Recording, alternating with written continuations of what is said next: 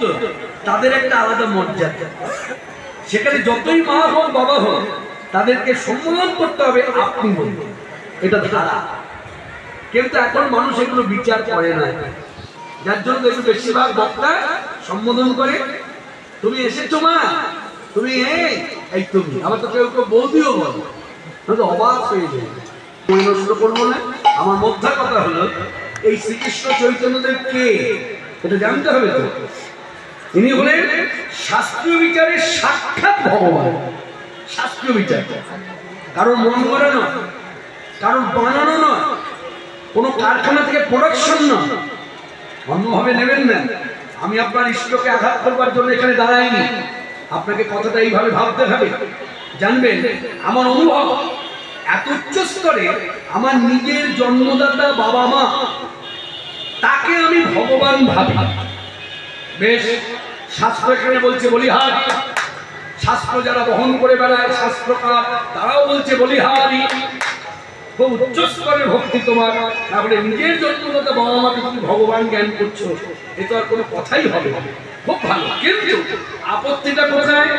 আপত্তিটা হলো তোমার বাবা মা তোমার কাছে ভগবান, কিন্তু তুমি যখন মাইকের সামনে দাঁড়িয়ে 10,000 লোক বা 100 লোককে ডেকেও যদি বলো যে আমার বাবা, আমার যে ভগবান বাবা মা, এই ভগবান বাবা মাকে, এই বাবা মা ভগবানকে আপনারাও সবাই ভগবান বলে মেনে নিন, এখানে হচ্ছে আপত্তি। মনে রাখবেন, গোটা বিশ্ব সংসার যাকে ভগবত জ্ঞানে দেখে কলিযুগে শাস্ত্রীয় বিচারে, তার নাম হলো শ্রীকৃষ্ণ চৈতন্যদেব। ইনি ছাড়া কলিযুগে আর কেউ ভগবান নয়। এবার আমি বানাতেই পারি, কিন্তু শাস্ত্রগত বিচারে ভগবান বলেই আজকে পাশ্চাত্য দেশের মানুষ, পাশ্চাত্য দেশের মানুষ চৈতন্য পাদপদ্মে নিজেদেরকে সমর্পণ করেছে। না বলে ভাবুন, হ্যাঁ, আফ্রিকান জঙ্গলে নিগ্রো জাতি যারা একটা সময় কাঁচা মাংস খেত, আজকে তারা হরিনামও করে আবার প্রসাদ ভোজন। ভাবা যায়? অবদান কার? অবদান হলো শ্রীকৃষ্ণ চৈতন্যদেব। তার দেওয়া নাম দানে প্রেমে দানে জগৎ মাত্র জগৎ ভাস্কর। আর এই চৈতন্যদেব যে এলেন, তাকে আনন্দকে মনে রাখবেন, তাকে এনেছেন অদ্বৈতাচার্য প্রভু। আর আমাদের এই জেলা বীরভূমে একচক্র ধামে যে হৃদয় সুন্দর এলেন ব্রজের সাক্ষাৎ ভগবান বলরাম, সেই কথাও জানালেন অদ্বৈতাচার্য প্রভু। কি করে? ধ্যানের মধ্য দিয়ে জানলেন। তাহলে এই দুই ঠাকুরের আনার মূলই হচ্ছে আচার্য বসু, যার জন্য এখনো আমাদের এই পশ্চিমী ঘরানায় আমরা যারা বাঙালি ভক্ত, আমাদের দেশে যখন ভাগবত পাঠ হয়, আমাদের দেশে ভাগবত পাঠের ধারাটা একটু আলাদা, আর ব্রজেতে যে ভাগবত পাঠ হয় তার ধারা আলাদা। আমাদের দেশে ধারাটা একটু ভাববার বিষয়। এইদিকে জানি না এইদিকে প্রচার আছে কিনা, দেখবেন যেখানে ভাগবত পাঠ হচ্ছে পাঠক ব্যাসাসনে বসে গেছে, আর তখন দেখবেন ওই ব্যাসাসনের সামনে বসে কিছু সংখ্যক লোক শ্রীফল করতালের ধ্বনিতে তারা মাইকের সামনে গাইছে। ঠিক আছে, জয় জয় মহাবিষ্ণু অবতার, শ্রী অদ্বৈত চন্দ্র জয় জয় মহাবিষ্ণু অবতার, শ্রী অদ্বৈত চন্দ্র জয় জয় মহাবিষ্ণু অবতার, শ্রী অদ্বৈত চন্দ্র জয় জয় মহাবিষ্ণু অবতার, শ্রী অদ্বৈত চন্দ্র সীতানাথে জয়, সীতানাথের জয় নাও ভাই, সীতানাথের জয় নাও ভাই, সীতানাথের জয় নাও ভাই। বলে যার দয়া, যার দয়া, যার দয়ায় গৌর পেলাম,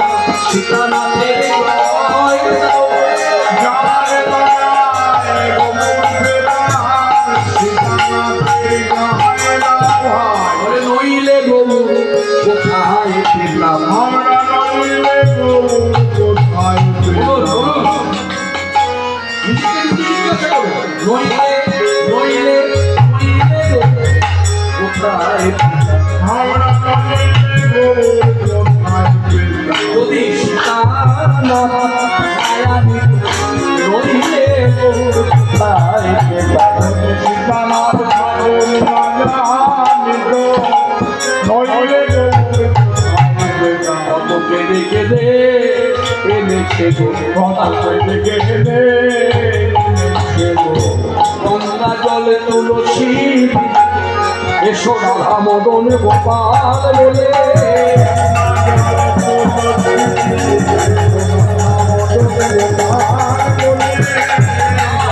তুলসী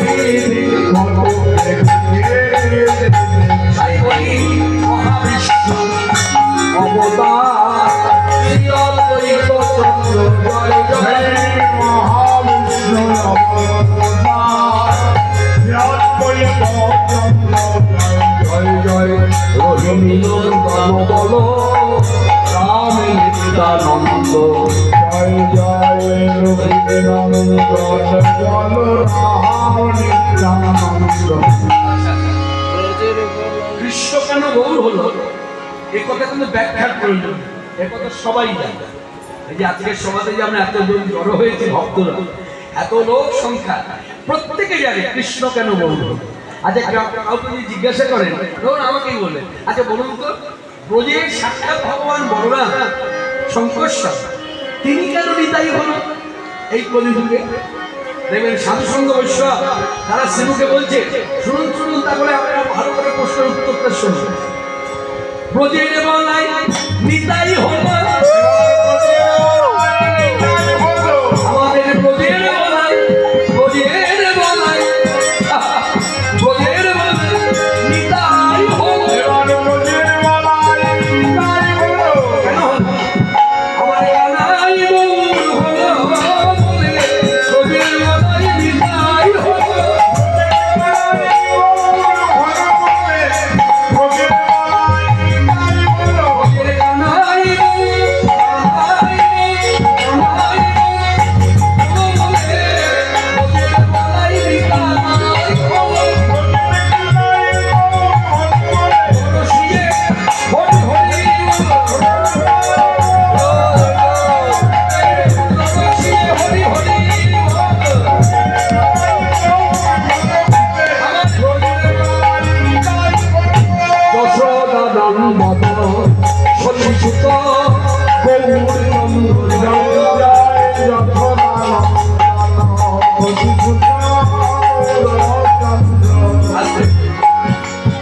আমি যখন এখানে এলাম তখন সময়সীমা একটা বাজে নাকি কটার সময় এলাম? দুটোর সময় এলাম, তখন সূর্য পূজা লীলার সাধনা হচ্ছে। আমি গাড়ি এসে থামলাম, আমি শুনলাম, গেলাম যখন তখনও কানে পাচ্ছি, কারণ চোখ ওদিকে দেওয়া আছে, চারিদিকে আওয়াজ, কথাগুলো ভেসে বেড়াচ্ছে। তখন দেখলাম ব্রজের যে ঘরানা, উত্তরপ্রদেশে ব্রজের যে ঘরানা ব্রজবাসীদের, সেই ব্রজবাসীদের ঘরানার যে কীর্তন, বিশেষ করে একটা কীর্তন আপনারা একবার কণ্ঠস্থ গাইলেই কিন্তু ধরে নিতে পারবে, অনেকে গায় আবার নাচে, রাধে রাধে জপা করো। দুঃখের বিষয় কি জানেন? অন্যভাবে নেবেন না, ক্ষমা চাইছি, একটু ভাবুন না, একটু ভাবুন না, আমার দোষ ধরুন, তাতে আমার কোনো মান অমর্যাদা হবে না। আমার অমর্যাদা হোক, তাতে আমার কিছু যায় আসে, কিন্তু আমার অমর্যাদার জন্য কথাটা চাপা দেব না, কথাটা প্রকাশ করি। আচ্ছা আপনি তো বাঙালি ভক্ত, তাই না? বলছে হ্যাঁ। আচ্ছা আপনি যে কীর্তন শুনে নাচানাচি করলেন, যে কীর্তন নিয়ে উচ্চারণ করলেন, আচ্ছা আপনি কি একবার এই কীর্তন শেখার চেষ্টা করেছেন, গাওয়ার চেষ্টা করেছেন? যশোদা নন্দন সতী সুত চন্দ্র জয়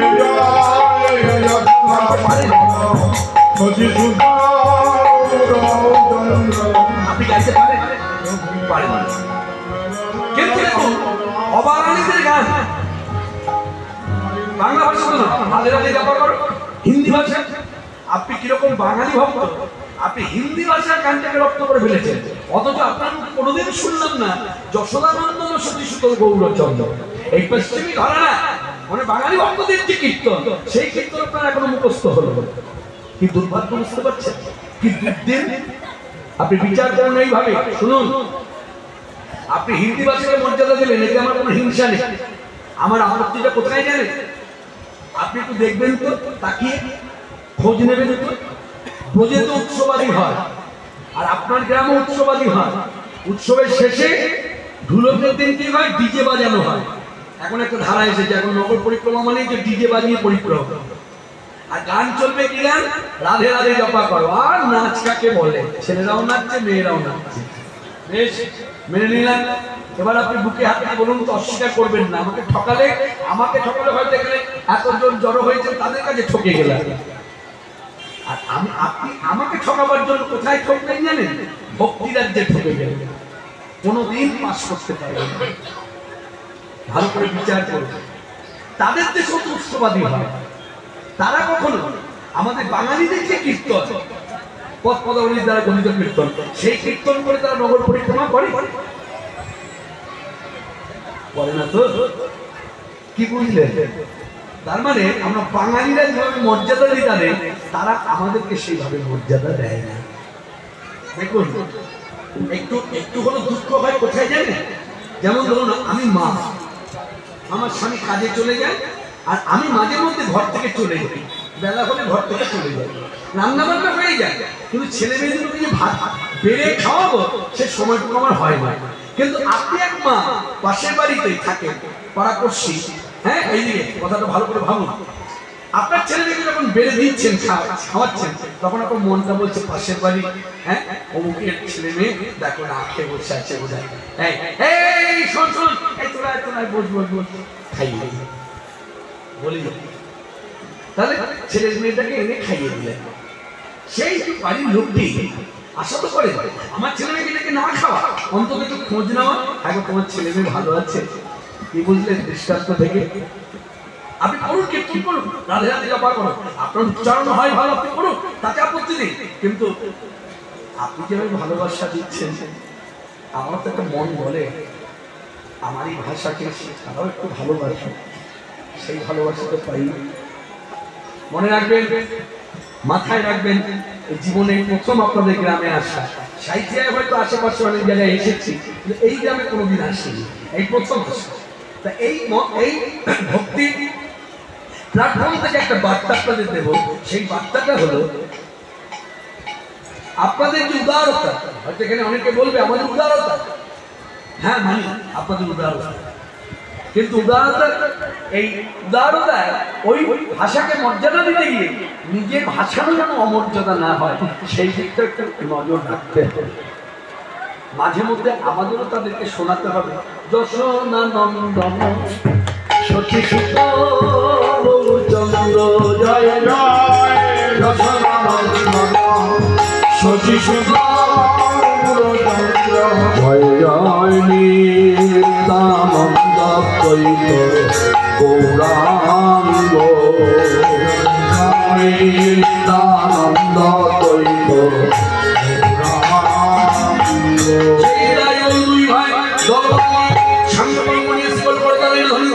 দুর্গমতী অতি পতি পাশন্নি প্রাণে না বাড়ি লোকানে,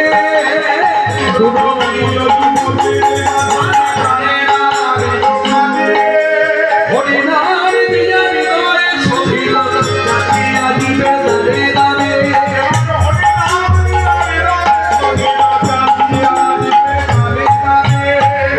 যে সিধে হরিনামে বিলায়, হরিনাম আমার দয়া দিতাই ও দারে ঘুরে ঘুরে বড় দয়াল, দারে দারে ঘুরে ঘুরে বড় দয়াল, হরিনাম হরিনামে দিয়া হৃদয় সহিল জাতিয়া দিবে দারে দারে,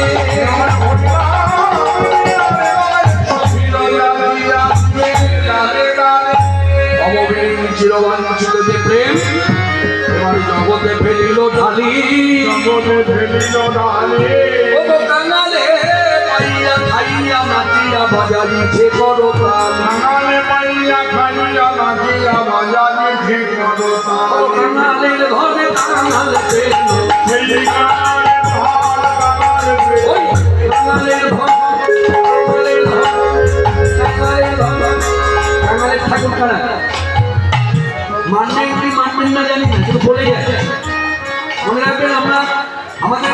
বাঙালি ভাবতে বংশের ঠাকুর হলো নিতাই গৌর দুই ভাই, বংশের ঠাকুর। তা বলে কি অন্যান্য দেবদেবী অমর্যাদা পাবে না? প্রত্যেককে মর্যাদা দেবো, কিন্তু বংশের ঠাকুর বলতে কিন্তু বলবো নিতাই গৌর দুই ভাই। নিতাই চাঁদকে পেলেন জেলা বীরভূমের মানুষ, শক্তিপীঠে বসবাস করে, শক্তিপীঠে জন্মে, হ্যাঁ, এক চক্রাধামে নিতাই চাঁদ। আর তারই অনুযোগ ছোট ভাই 12 বছর বয়স যখন, তখন হুঙ্কার দিলেন এই মাটিতে। জানেন তো কথাটি, কিন্তু আলোচনা করেন, জানবেন ধরুন 10 বছর আগেই জেনেছে, কিন্তু কথাগুলো আলোচনায় থাকি না, জানবেন এখানে ভজন কেটে যায়। ভজনীয় কথা প্রতিদিন একই কথা বারংবার শুনতে হবে, বারংবার বলতে হবে, একে বলে ভজন। একই কথা বারংবার বলতে হবে, বারংবার শুনতে হবে। তা এই নিতাই চাঁদের আবির্ভাব 12 বছর বয়স যখন নিতাই চাঁদের, তখন গৌর জন্ম নিল ধামনগর থেকে। হুঙ্কার দিলেন নিতাই চাঁদ। এবং এই ভূমিতে মনে রাখবেন, হ্যাঁ, বৃন্দাবন দাস ঠাকুর চৈতন্য ভাগবতে চৈতন্য চরিতামৃত দুটি গ্রন্থ দিয়ে দেখা যায়, দেখুন সেখানে লেখা আছে এই দেশে একদিন এই দেশের মানুষ অনাহারে ছিল, দারিদ্র্যের জ্বালা ছিল, দুঃখ দারিদ্র্যের জ্বালা ছিল, বহু মানুষ না খেতে পেয়ে মারা গেছে। কেন না এই ভূমির একটা দোষ ছিল, যার জন্য একে বলা হয় রার ভূমি। রার ভূমি কথার অর্থ হচ্ছে যে মাটিতে চাষ আবাদ ঠিক মতো হয় না। চাষ আবাদ যদি না মানুষ খাবে কি, বাঁচবে কি করে, জীবন ধারণ করবে কি করে? যার জন্য চৈতন্য ভাগবত পড়ার সামনে কথাটা ভাবুন কি লিখেছে। নিতাই চাঁদের আগমনে সেই হতে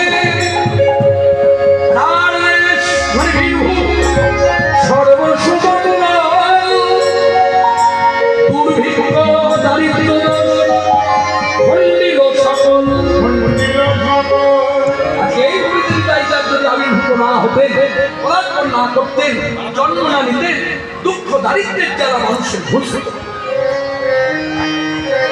সেই নিতাই চাঁদকে পেলাম, আমার বহু সুন্দরকে পেলাম ধামনগর থেকে।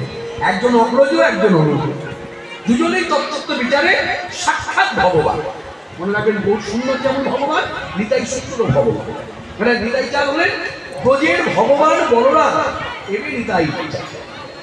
আর ব্রজের শ্রীকৃষ্ণ ভগবান, এবে আমার গৌর সুন্দর। সেই নিতাই গৌর দুই ভাই সাঙ্গ পাঙ্গ নিয়ে নামদানে প্রেমদানে যে জগৎ বাঁচালেন, তার ধারাটা আজও অব্যাহত, আজও অব্যাহত। এই স্রোতের ধারা অব্যাহত, এর কোনো ভাটা নেই। একে বলে ভক্তি সাগর। গৌর চাঁদের কৃপার কিরণে, আমার নিতাই চাঁদের কৃপার কিরণে কি করলো না, ভক্তের হৃদয় সাগরে জোয়ার লেগে গেল। আর সেই জোয়ারের ধারাটা আজকে পাশ্চাত্য দেশে পর্যন্ত গিয়ে ধাক্কা খেয়েছে, যার জন্য পাশ্চাত্য দেশের মানুষ যারা একটা সময় কাঁচা মাংস খেত, আজকে তারা প্রসাদ পায় আর হরিনাম করে। এতে ভগবান আনন্দে ভরিল উঠিল মঙ্গল সুর,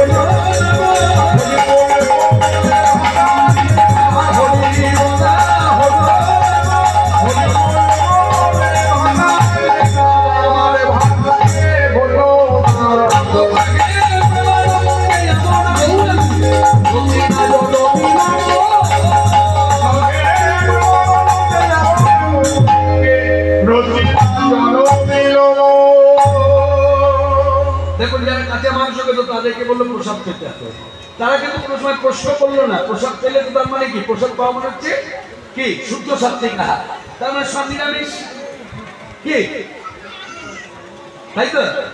দেখুন এক শ্রেণীর মানুষ আছে নিরামিষ খেতে ভয় পায়, কেন বলুন তো? এইদিকে নিরামিষ খেতে ভয় পায়, কেন বলুন তো? তার ভয় কাজ করে, যখন ভয় দেখুন ওই দেখবেন মুসলমানদের পাড়াতে না, ইসলাম ধর্মাবলম্বী মানুষের পাড়ায় পোলিও দিতে গেলে এখন পোলিও নেয় না। তাদের মধ্যে একটা ভুল কথা প্রচার আছে, পোলিও পুশ করলে সন্তান সন্ততি জন্মাবে কম। এত ভুল চিন্তাধারা, যার জন্য তাদের ছেলে মেয়েরা দেখবে রুগ্ন হয়। এইরকম আমাদের মধ্যে একটা কথা কাজ করে, নিরামিষ খেলে শক্তি থাকবে না, নিরামিষ খেলে পরবর্তী প্রজন্ম বল পাবে না। আপনাকে কে বলবো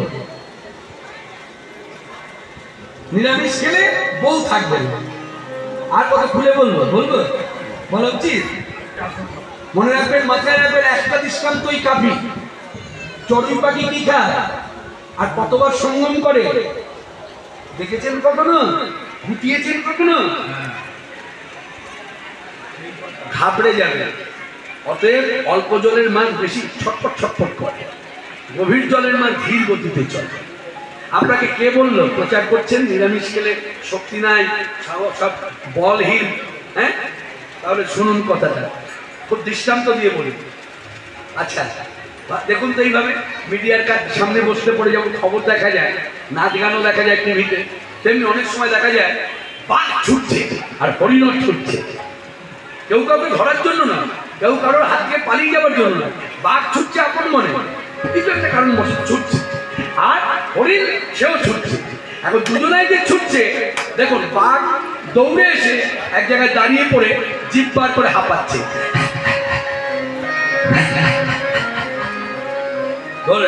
ধরলেন?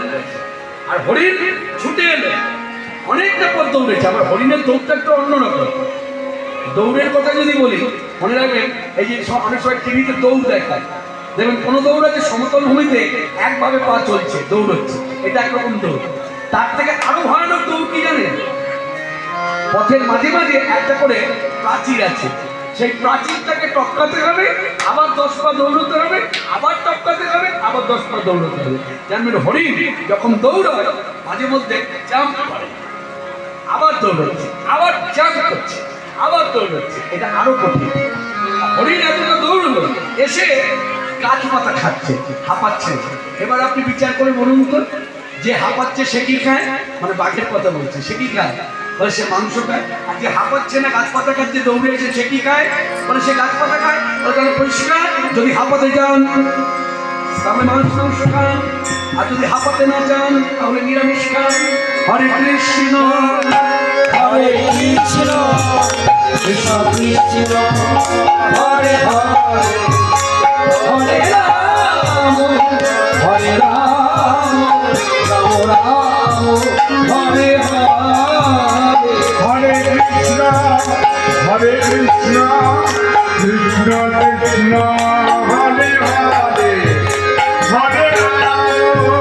হরে রাম হরে রাম রাম রাম হরে হরে,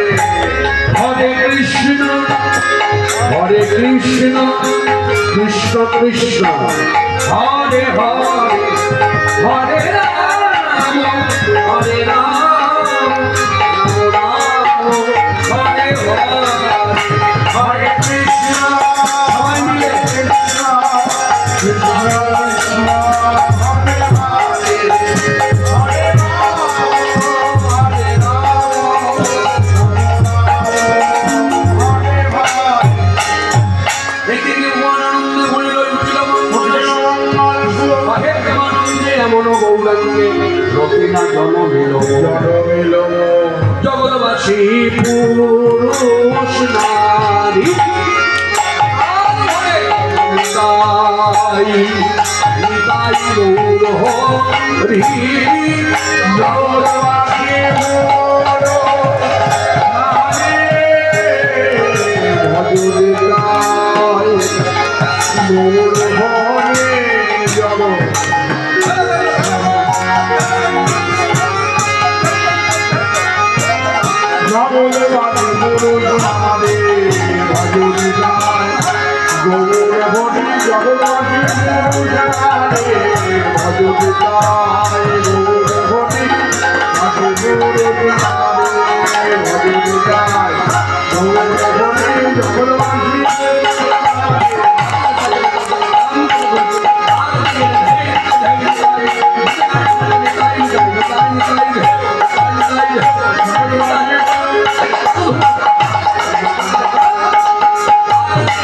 Hare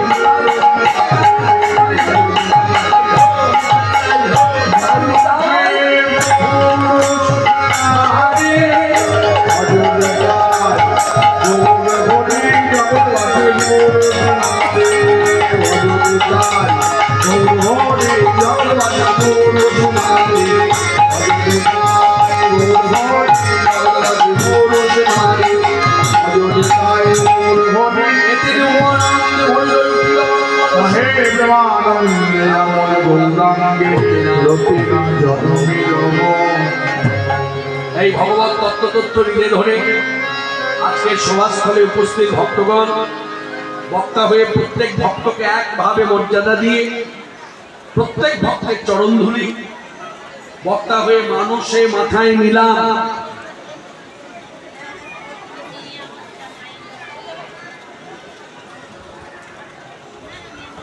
আজকের সভাতে আমরা যারা এসেছি আমরা ভুল পথে চালনা হব না। সকাল থেকে বৃন্দাবনে লীলা কথা স্মরণ হচ্ছে, নিত্য লীলা। এখন আমরা বৃন্দাবনে লীলা কথাই আস্বাদন করব, চৈতন্য চরিতামৃত গ্রন্থকে অবলম্বন করব। তাই চৈতন্য চরিতামৃত গ্রন্থকে মর্যাদা দিন, অন্তত মুখে না বলুন, অন্তত হাত জোর করুন। যেমন দেখবেন অষ্টমী পুজোতে আমরা যখন অঞ্জলি দিতে আসি পূজা মণ্ডপে, তখন ব্রাহ্মণ ঠাকুর কিন্তু মাইকের সামনে বসে, এখন তো মাইক দেওয়া হয়, মাইকের সামনে বসে অনর্গল মন্ত্র বলে যায়। এই মন্ত্র কি আমি উচ্চারণ করতে পারি ঠিক মতো? পারি না। কিন্তু দেখুন পূজা মণ্ডপে যারা বসে আছে, ভক্তরা যারা এসেছে, কি ছেলে কি মেয়ে, সবাই কিন্তু হাতটা জড়ো করে আছে। তাহলে এই যে হাত জড়ো করা, এই হাত জড়ো করা মানে মন্ত্রকে মর্যাদা দেওয়া, শ্রদ্ধা জানানো। ঠিক তদ্রুপ আমরা যারা পারবো বলবো, যারা পারবো না হাতটা জড়ো করলেই ভক্তি। সবাই মিলে রূপ রঘুনাথ পদে রহুম রয়াস, রূপ রঘুনাথ পদে রহুম রয়াস,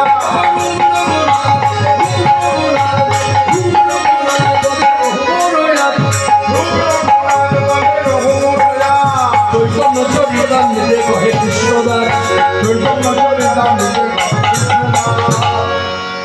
আপনারা সকলেই জানেন, আমাদের গ্রাম নিয়ে বলি, আশেপাশে আরো গ্রাম থেকে এসেছে, কিন্তু যে জায়গায় কীর্তন হচ্ছে সেই গ্রামের মধ্যে থেকেই বলি। এই গ্রামের মধ্যে যত কুটির আছে, যদি খোঁজ তাকিয়ে দেখা যায়, প্রত্যেক কুটিরই ভগবত সেবা আছে, কম আর বেশি। হ্যাঁ, তো প্রত্যেকের ঘরে যে আসন পাতা আছে না, বেশিরভাগ কিন্তু দেখা যায় আসন করি ছয় গোস্বাইপাদের চিত্রপট, একেবারে ছবি। ছয় গোস্বাইপাদ নাম বললে ধরতে পারবে, রূপ গোস্বামী পাদ, সনাতন গোস্বামী পাদ, রঘুনাথ ভট্ট গোস্বামী পাদ, শ্রীজীব গোস্বামী পাদ, গোপাল ভট্ট গোস্বামী পাদ, রঘুনাথ দাস গোস্বামী পাদ। এই হলো ছয় পাদ। এবার আজকের সভাতে আমি এইভাবে কথাটা উপস্থাপনা করব, আমি একা জানি আর কেউ জানে না, এই ভাব মনে আনা, জানবেন এটা বদ্ধ উন্মাদের ভাব, মানে বদ্ধ পাগল যাকে বলে। এই পাগলের কথা যখন বলছি তখন একটা কথা মনে পড়ে গেল, অন্যভাবে নেবেন না, হ্যাঁ, আগে ভাগে ক্ষমা চেয়ে নিচ্ছি। পাগল আজকে কথাটা তো শুনে যান, হ্যাঁ, করবেন কি করবেন না সেটা আপনাদের ব্যাপার। এইদিকে দেখবেন এখন অনেকের পায়ে না কালো কার বাধা থাকে, থাকে না? ছেলেরাও বাঁধে, মেয়েরাও বাঁধে, বিবাহিত সেও বাঁধছে, অবিবাহিত সেও বাঁধে। এইদিকে কথা থেকে মন না করতে, এই যে কালো কার পায়ে বাঁধে, বলবো পাগলা গারদে কখনো গেছেন?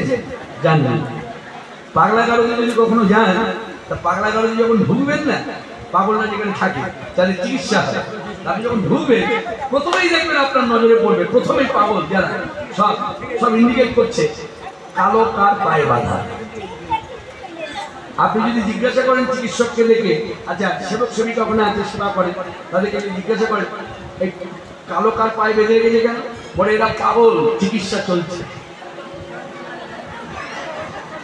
মন দিয়ে শুনুন, এর থেকে একটা শিক্ষা নেবার আছে, ভালো করে শুনুন। তারপর আপনি যদি একটু এগিয়ে যান, এবার দেখবেন পায়ের মধ্যে সবুজ রঙের কার বাঁধা। এবার সেবক সেবিকাকে ডেকে যদি জিজ্ঞাসা করেন এই সবুজ কার বাঁধা, বলছে এরা পাগল ছিল, ভালো হয়েছে, এবার বাড়ির পথে আর বেশি দিন এখানে থাকবে। তাই সবুজ কার বেঁধে ইন্ডিকেট করা হচ্ছে, এরা ভালো হয়ে গেছে। আরেকটু এগিয়ে যান, এবার দেখবেন সব লাল কার বাঁধা, তার মানে এরা বদ্ধ পাগল, এদেরকে ছাড়লে মানুষ খুনও করে দিতেন, এদের কোনো দোষ হবে না। কি বুঝলেন? কারা কারা প্রায় কার বেঁধেছেন কালো কার?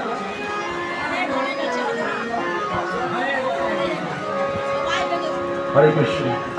এতে বলে একটা কথা, আর দেখবেন এখনো না, দেখবেন আগে মানুষের দেহে যদি একটা দাগ করতো না, সেই দাগটা ওঠাবার জন্য কত চেষ্টা করতো, আর এখন ইচ্ছাকৃত ভাবে দাগ করে রাখে, রাখে না?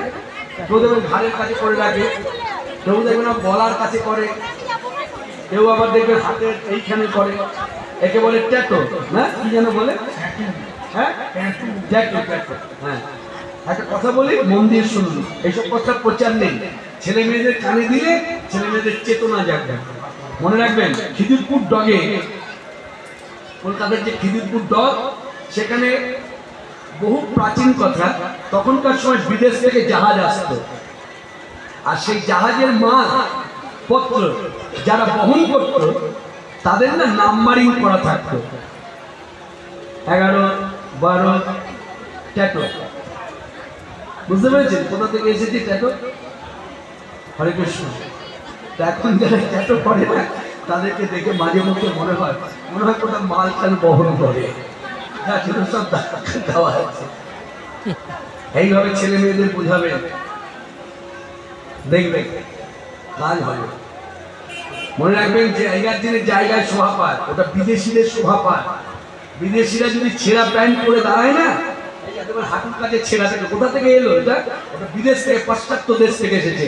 ওটা হচ্ছে ব্রিটেনের কালচার, আমেরিকান কালচার, ঠিক আছে? জায়গার জন্য জায়গায় শোভা পায়। ওখানে যারা ব্রিটেনবাসী, আমেরিকানবাসী, তারা এরকম ছেঁড়া জিন্সের প্যান্ট পরলে পরে কেউ বলে না দুর্ভিক্ষের জায়গা, দারিদ্রের জায়গা। কিন্তু আপনার দেশে, এই ভারতবর্ষে, এই পশ্চিমবাংলায়, এই বীরভূম জেলাতে দেখবেন আপনার ছেলেটাই খুব দাম দিয়ে, প্রায় 7,000 টাকা দাম প্যান্টটা, কিন্তু প্যান্টটা যখন পরে দাঁড়িয়েছে আপনার চোখে পড়লো ছেঁড়া। সঙ্গে সঙ্গে আপনি কি বললেন? আরে দাম দিয়ে কিনলে ছেঁড়া প্যান্ট কিনলে, কি বুঝলেন? জায়গার জন্য জায়গায় শোভা পায়, অমর্যাদা করবেন না। ওই বেশেরও একটা মর্যাদা আছে, আর এই কাপড় পরারও একটা মর্যাদা আছে। যেমন পাহাড় পর্বতের মর্যাদা আছে, শুশুনিয়া পাহাড়, তারপর আরো যে পাহাড় আছে এশিয়া মহাদেশের মধ্যে, সেই পাহাড় আর গোবর্ধন পাহাড় কি এক? ভেবেছেন কখনো ভক্তি রাজ্যে বসে? কেন এক নয়? ওই সকল পাহাড়ে কুচি পাথর আপনি যদি হাতে নেন, ঘরে আনেন, আপনাকে সেবা না দিলেও চলবে, শোকেসে সাজিয়ে রাখবেন, কোনো অপরাধ নেই। কিন্তু গোবর্ধন পাহাড়ের এক কুচি পাথরও যদি ঘরে আনেন, আপনাকে আসনে বসিয়ে গোবিন্দকে যেভাবে সেবা দেন, ওই পাথরটা গোবিন্দ জ্ঞান করে আপনাকে সেবা দিতে হবে। কেন না? ওই কুচি পাথর আর গোবিন্দে কোনো ভেদ নাই। যে গোবর্ধন পাহাড় সেই গোবিন্দ, যে গোবিন্দ সেই গোবর্ধন পাহাড়। তাই সবাই মিলে চৈতন্য চরিতামৃত গ্রন্থকে ভক্তি করি।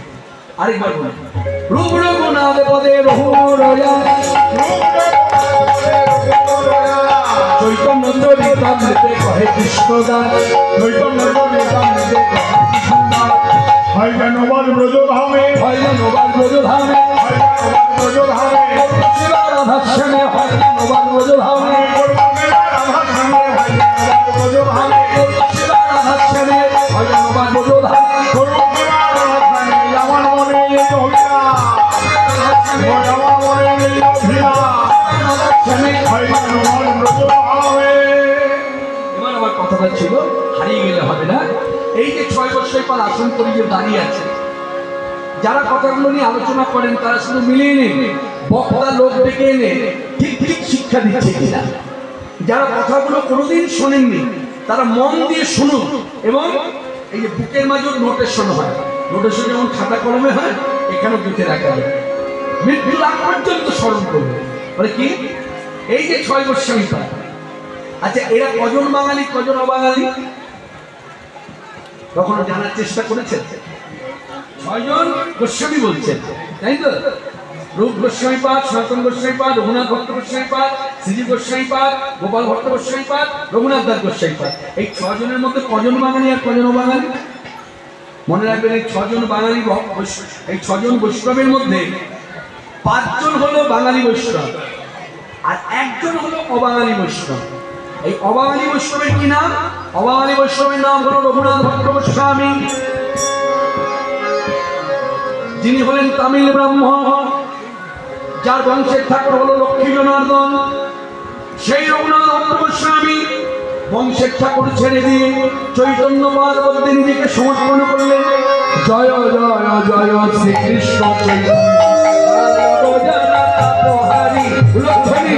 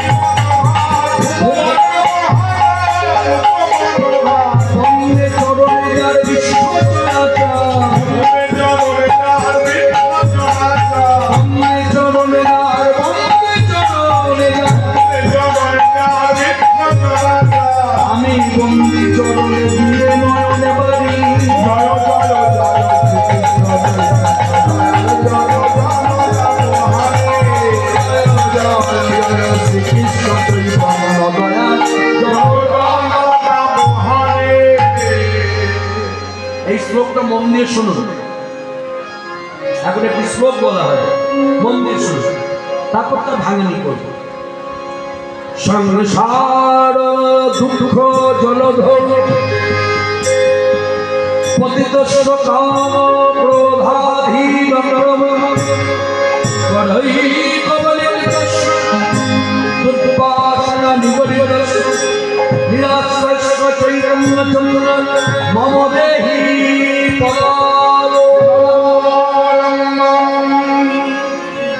আমি জানি না এই গ্রামে কয়টি জলাশয় আছে, সংখ্যা 2 হোক 3 হোক, একের অধিক হোক, আচ্ছা মনে রাখবেন প্রত্যেক জলাশয়ের গভীরতা কিন্তু এক হতে পারে না, কোনোটা কম কোনোটা বেশি। এবার জলাশয় এই কথাটাকে দূরে সরিয়ে দেয়, এটা একটা দৃষ্টান্ত। তেমনি এই যে আমরা এখানে সংসারী মানুষরা জড়ো হয়েছে, আমরা তো মায়াবদ্ধ জীব। তা মায়াবদ্ধ জীব জানবেন এদের দুঃখ কষ্ট কিন্তু সকলেরই আছে, বক্তারও আছে শ্রোতারও আছে।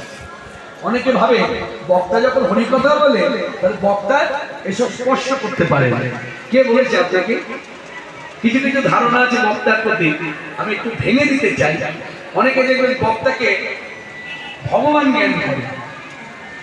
কেন করে তার কারণ আছে। যেমন ধরুন কৃষ্ণ কথা হচ্ছে, এখন কৃষ্ণ কথা, কৃষ্ণ নামটা বললে কিন্তু মানুষ জানে কোন কৃষ্ণ। যে পদবী বলা হয়নি তার মানে ভগবান কৃষ্ণ। যখনই কৃষ্ণ পাল বলা হচ্ছে তখন তো ভগবানের চিন্তা কারোর আসে না। আসছে এই যে আপনারা আসার আগে এই অনুষ্ঠান সূচি পেয়েছেন, নামটা পড়েছেন কৃষ্ণ পাল, তখন আপনাদের কি চিন্তা এসেছে? এই ভদ্রলোক আসছে গো, কেউ আলোচনা করছে বিবাহিত হতে পারে না, অবিবাহিত হতে পারে, যাই যাই, তার মানে কি জড়দেহ। কিন্তু কৃষ্ণ বললেন ভগবানের চিন্তাটাই আসে। কৃষ্ণচন্দ্র ভগবত চিন্তা, যার জন্য ভগবানের নাম বলে কেউ তার সঙ্গে পদবি যুক্ত করে না। আচ্ছা কথাটা হলো, এবার এই যে এত মানুষ আমরা জড়ো হয়েছে, আমরা প্রত্যেকেই তো সংসারী। সংসার দুঃখ জলধৌ, সংসার দুঃখ জলধৌ, অর্থাৎ সংসার দুঃখের জলাশয় আমরা প্রত্যেকেই কিন্তু নিমজ্জিত। আপনিও পড়ে আছেন, আমিও পড়ে আছি। পতিতস্য কামতাদিরক্রম, ওরে কি হয়েছে? আমি পতিত হয়ে গেছি। তার মধ্যে আবার আক্রমণ করেছে কে? আমায় কাম আক্রমণ করেছে। কাম বলতে জানবেন, কাম কথাটা বললে এখন অনেক মানুষ যাবেন মুচকি মুচকি হাসে, মানে মুচকি মুচকি হাসে। কাম কাম মানে বেশিরভাগ মানুষের চিন্তাতে চলে যায় বিছানা। কাম মানে বিছানা না, তাই বললাম আপনাকে। কাম মানে বিছানা, কাম মানে কামনা, বাসনা। আমার এটা, আমি এটা করবো, আমি ওটা করবো, আমি সেটা করবো, এই যে বাড়ছে দিনে দিনে। তাহলে এইরকম কামনা বাসনা ধীরে ধীরে আমার বেড়েই যাচ্ছে। আক্রমণ করেছে ক্রোধ, যখন পূর্ণ হচ্ছে না তখন খেদ হচ্ছে, হ্যাঁ, খেদ থেকে আরো বাড়ছে ক্রোধ। হ্যাঁ, এই আক্রমণ করার জন্য কবলিতস্য, এই কবলে আমি পড়েছি। পড়ে দুর্বাসনা, বাসা তো বেঁধেছে, আবার দুর্বাসনা আমাকে আপনাকে নিগরিতস্য। মনে রাখবেন, মেয়েরাও স্নান করে উঠে ভেজা কাপড়টা নিগড়ায়, কিন্তু মেয়েদের নিগড়ানো। আর আমি একটি ছেলে স্নান করে উঠে ভেজা গামছাটা নিগড়াচ্ছি, দুজনে নিগড়াতে এক। এটাকে ভাবুন, এক। মেনে নিংড়ানোটা কোনো রকম একটু জলটা পড়ে গেলেই হয়, মেনে দিলে জলটা টপ করে পড়ে যাবে, একটু বাতাস পাবে, শুকিয়ে যাবে। আর ছেলেদের ধারণা না, এক ফোঁটা জল যেন এর মধ্যে না থাকে, পারলে আমি নিজেই শুকিয়ে দিই, এই বলে খুব জোর প্রেশার দেয়। আমাদের এই প্রত্যেকে আমরা যারা বসে আছি দাঁড়িয়ে আছি প্রত্যেকের সংসার দুঃখ আমাদের কি করেছে, দুর্বাসনা নিগড়ে দিচ্ছে প্রতিনিয়ত প্রতিক্ষণে। এই নিগড়ে দেওয়ার জন্য আমরা না দিশাহারা হয়ে গেছি, নিরাশ, কোথায় আশ্রয় নেব। তখন এই ঝামরপুরের ৮০ বছরের বৃদ্ধ কৃষ্ণদাস কবিরাজ শ্রীপাদ ভক্ত শিরোমণি চৈতন্য চরিতামৃতে আর শ্লোকের দ্বারা আমাদেরকে ইন্ডিকেট করলেন, আসুন যারা এইরকম অবস্থার মধ্যে সংসারে পড়ে আছেন, আসুন আশ্রয় নেওয়ার মতো একমাত্র স্থান হচ্ছে শ্রীচৈতন্য পাদ পদ্ম। যার জন্য লিখে দিলেন মম দেহি, মানে আমার দেহ নিজেকে দিয়ে আমাকে আপনাকে শিক্ষা দিল, আমার দেহ আমি সমর্পণ করলাম চৈতন্য পাদ পদ্মে। সবাই মিলে উল্লেখধ্বনি করুন, ভগবান শ্রেষ্ঠ চৈতন্য দেব কি জয়, ভগবান শ্রেষ্ঠ চৈতন্য দেব কি জয়, ভগবান শ্রেষ্ঠ চৈতন্য দেব জয়। সেই ভগবান শ্রেষ্ঠ চৈতন্য দেব শ্রীমুখে এবার আমরা বৃন্দাবনে যাব। বৃন্দাবনে যাবো, এই যাবো কথাটা বলতে হলো, কিন্তু না, কথাটা বোঝাবার জন্যই বলে ফেলেছি। যাবো না, যাবো কথাটা কোথায় বলতে হয় জানে, যেখানে সেবা কার্য চলছে সেখানে কিন্তু যাবো কথাটা নিষিদ্ধ। সেখানে বৃন্দাবনে যেতে হয় না, সেখানে যারা যারা আসে তারা বৃন্দাবনেই আসে। আচ্ছা ভাবুন এইভাবে, এই আপনাদের সেন্ত বিগ্রহ আপনাদের বাবাজি কবিরা এসেছে, আচ্ছা মধ্যাহ্ন সময় ভোগ লাগিয়েছে, আপনি গ্রামের লোক কি করেছেন, ছেলে হোক মেয়ে হোক 12টার সময় এসে দাঁড়িয়েছে, শুধু কি দাঁড়ানো, হাত জোর করে কীর্তন করেছে, জয় জয় প্রতীক যোদ্ধারণ সে গৌর হরি, তাহলে সেবা দিচ্ছে, তাহলে সেবা চলছে, নিত্য সেবা চলছে। যেখানে নিত্য সেবা চলে সেখানে বক্তব্যের বলি কি করে চলুন বৃন্দাবনে যাই, এটা সাংঘাতিক অপরাধ। বৃন্দাবনের সঙ্গে বসেই আছে, কেউ বৃন্দাবনের প্রতি চলাফেরা করছে, কেউ বা বৃন্দাবনে ব্রজবাসী হয়ে ব্রজের ঘরেতে কুটিরে ঘরের মধ্যে আছে। এর মতো থাকা অবস্থায় কি করতে হয়, বৃন্দাবনের ভজন হচ্ছে যুগল ভজন, তাই আমরা কীর্তন করবো যুগল কীর্তন, শ্রী রাধা রমণ রমণ নমো বৃন্দাবন পদদেব তুলধ্বনি।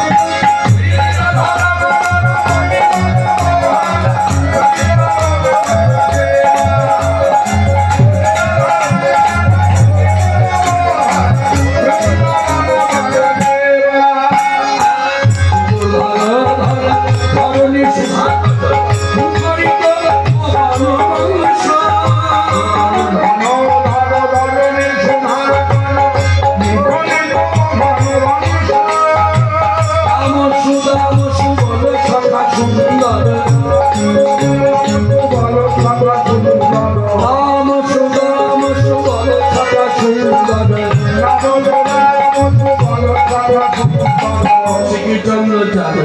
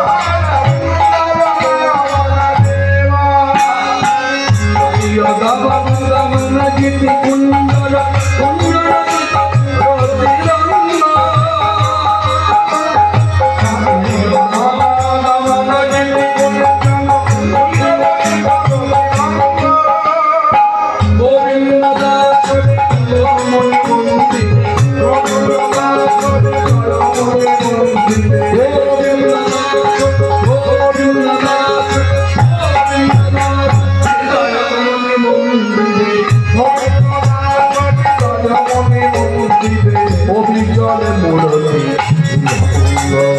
অবিচলে মুরতি ভঙ্গ অবিচলে মুরতি ভঙ্গ